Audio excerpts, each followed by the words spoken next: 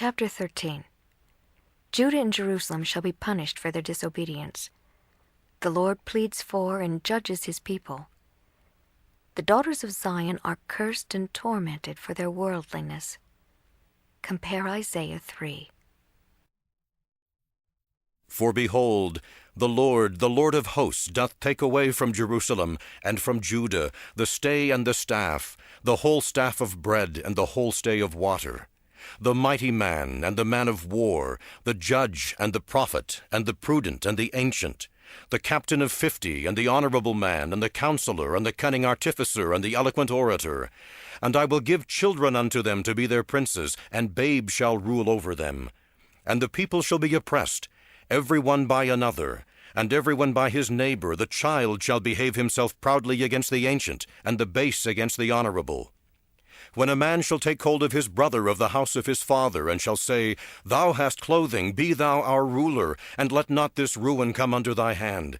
In that day shall he swear, saying, I will not be a healer, for in my house there is neither bread nor clothing. Make me not a ruler of the people.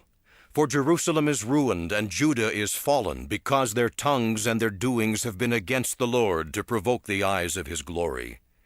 The show of their countenance doth witness against them, and doth declare their sin to be even as Sodom, and they cannot hide it. Woe unto their souls, for they have rewarded evil unto themselves. Say unto the righteous that it is well with them, for they shall eat the fruit of their doings. Woe unto the wicked, for they shall perish, for the reward of their hand shall be upon them. And my people, children are their oppressors, and women rule over them. O my people, they who lead thee cause thee to err, and destroy the way of thy paths. The Lord standeth up to plead, and standeth to judge the people. The Lord will enter into judgment with the ancients of his people, and the princes thereof. For ye have eaten up the vineyard, and the spoil of the poor in your houses.